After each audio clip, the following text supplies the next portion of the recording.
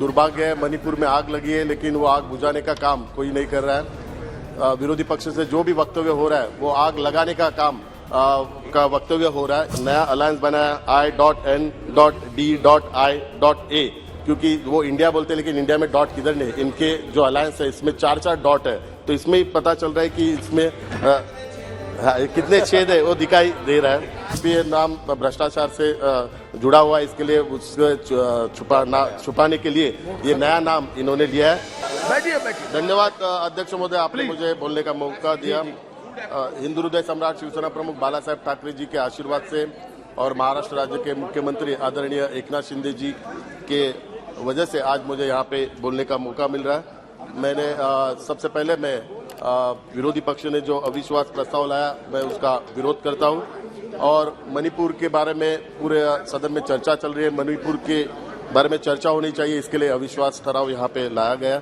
लेकिन दुर्भाग्य है, मणिपुर में आग लगी है लेकिन वो आग बुझाने का काम कोई नहीं कर रहा है। विरोधी पक्ष से जो भी वक्तव्य हो रहा है वो आग लगाने का काम का वक्तव्य हो रहा है, ये बहुत ही दुर्भाग्यपूर्वक है। लेकिन मैं अपने गृह मंत्री आदरणीय अमित शाह जी का धन्यवाद मानता हूं, अभिनंदन करता हूं। कल उन्होंने जो वक्तव्य किया और मणिपुर के बारे में जो जानकारी सदन को दी, इसके लिए मैं उनका धन्यवाद मानता हूं। और सरकार की तरफ से क्या क्या वहां पे उपाय किए गए इसकी पूरी उन्होंने जानकारी दी। मैं आज सदन को ये भी मैं बताना चाहता हूं कि मणिपुर में शिवसेना की तरफ से भी वहां पे रिलीफ कैंप लगाए गए, मेडिकल कैंप भी लगाए गए। महाराष्ट्र राज्य के मुख्यमंत्री आदरणीय एकनाथ शिंदे जी ने हमारे वहां के राज्य प्रमुख तोम्बी सिंह, इनके माध्यम से लोगों को राहत कैसे मिलेगी इसका पूरा प्रयास कर रहे हैं। महाराष्ट्र की तरफ से हम वहां पे पूरी मदद वहां पे भेज रहे हैं। वहां पे रेशनिंग की किट हो, बच्चों के एजुकेशन की साहित्य हो और हेल्थ से रिलेटेड सभी चीजें हम महाराष्ट्र से वहां पे भेज रहे हैं। और महाराष्ट्र राज्य के मुख्यमंत्री खुद हमारे शिवसेना के जो राज्य प्रमुख हैं उनके माध्यम से उसका पूरा ब्यौरा ले रहे हैं।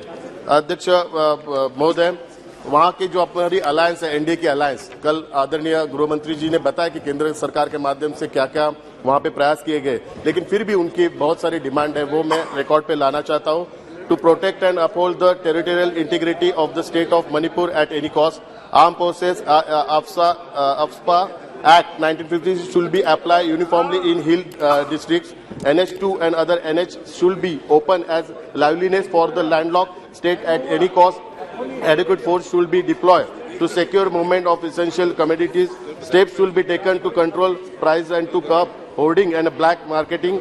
The border fencing should be complete along the whole 398 kilometer stretch of Indo-Myanmar border to prevent illegal migrants and militants.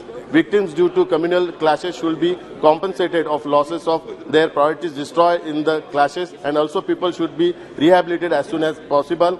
To implement NRC with base year on 31st December 1961 immediately. Make Manipur State Population Commission functional immediately.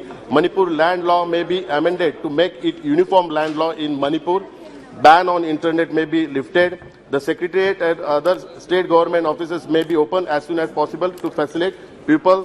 Peace and normalcy should be restored immediately. ये उनकी demand है, ये आपके सामने मैं रखना चाहता हूँ। अध्यक्ष महोदय, विरोधी पक्ष ने जो नया अलायंस बनाया I.N.D.I.A, क्योंकि वो इंडिया बोलते हैं लेकिन इंडिया में डॉट किधर नहीं। इनके जो अलायंस है इसमें 4-4 डॉट है, तो इसमें ही पता चल रहा है कि इसमें कितने छेद है वो दिखाई दे रहा है।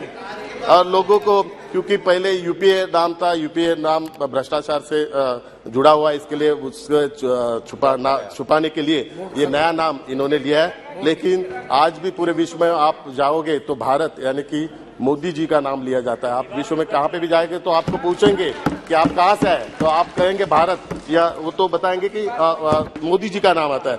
तो मैं पूरे इतिहास में जाना चाहता हूँ। भारत शब्द में संस्कृत शब्द भ का अर्थ है प्रकाश। भारत शब्द का अर्थ है प्रकाश में मग्न होकर डूब जाना। अंधकार से प्रकाश की ओर जाना ही भारतीय संस्कृति है। तमसोमा ज्योतिर्गमय आए, अंधकार से प्रकाश की ओर चले, ऐसा मंत्र का अर्थ है। प्रधानमंत्री श्री नरेंद्र मोदी जी देश को अंधकार से प्रकाश की ओर ले जा रहे, यही भारतीयता है।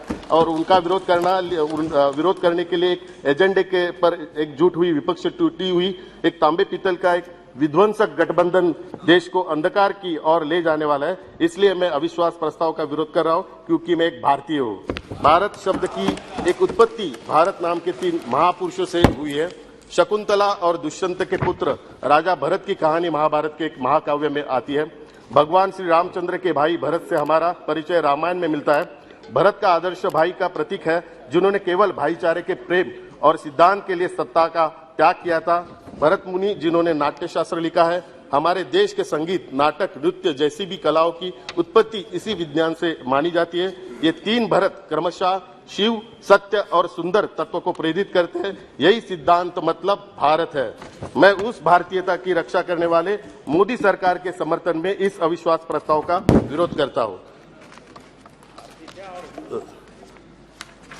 अध्यक्ष महोदय, नहीं थोड़ा सा है, मैं फ्लोर लीडर हूं, मेरा टाइम है। अध्यक्ष महोदय,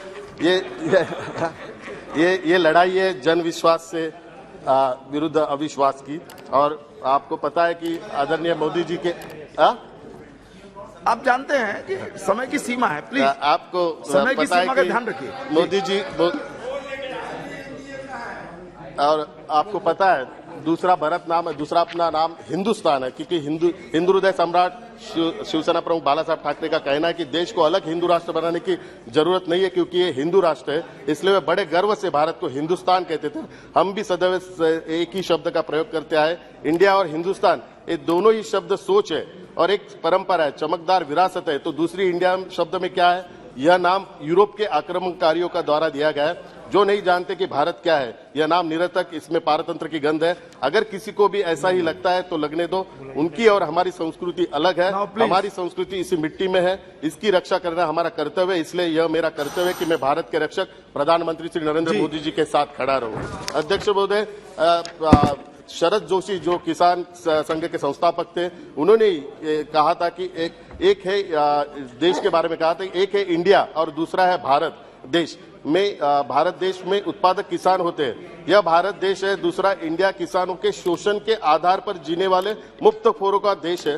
खुद को इंडिया कहने वाले गठबंधन ने मान लिया है कि वह शोषकों का प्रतिनिधि है। हम भारत है, हम किसानों और मजदूरों के प्रतिनिधि है।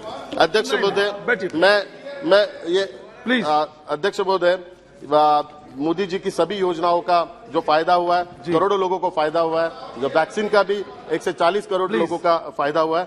अध्यक्ष महोदय, मैं बताना चाहता हूँ, नहीं आखिरी में बताना चाहता हूँ, ये जो अलायंस बना है, ये अलायंस बना है केवल अपने परिवार को बचाने के लिए अलायंस बना हुआ है।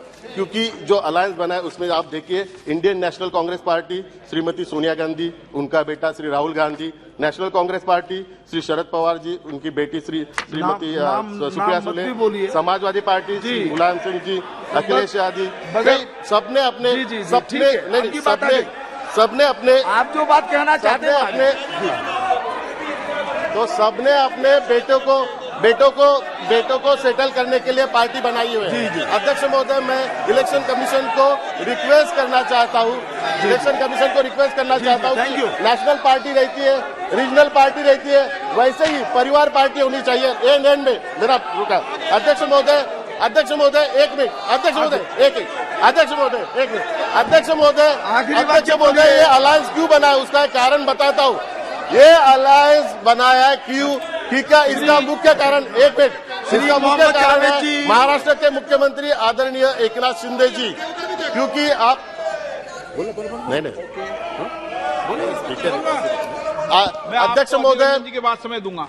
अध्यक्ष महोदय, ये अलायंस बना है ओके नहीं सर, दो मिनट खत्म कर रहा हूँ सर कंक्लूड करो आप। 1 मिनट में बात करें। अध्यक्ष महोदय, ये अलायंस बना है क्योंकि इसका एक मुख्य कारण है महाराष्ट्र राज्य के मुख्यमंत्री आदरणीय एकनाथ शिंदे जी।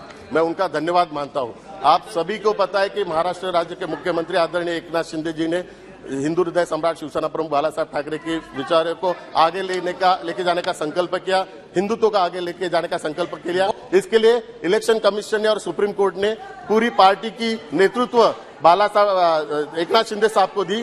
तो ये फॉर्मूला शिवसेना में जो फॉर्मूला हुआ है, वो फॉर्मूला का डर एनसीपी को था, एनसीपी में भी होगा हुआ, और बाकी सब पार्टियां जो परिवार चला रही है उनको भी डर पैदा हुआ कि उनके पार्टी में भी आदरणीय एकनाथ शिंदे जैसा कोई तो होगा और उनकी पार्टी को भी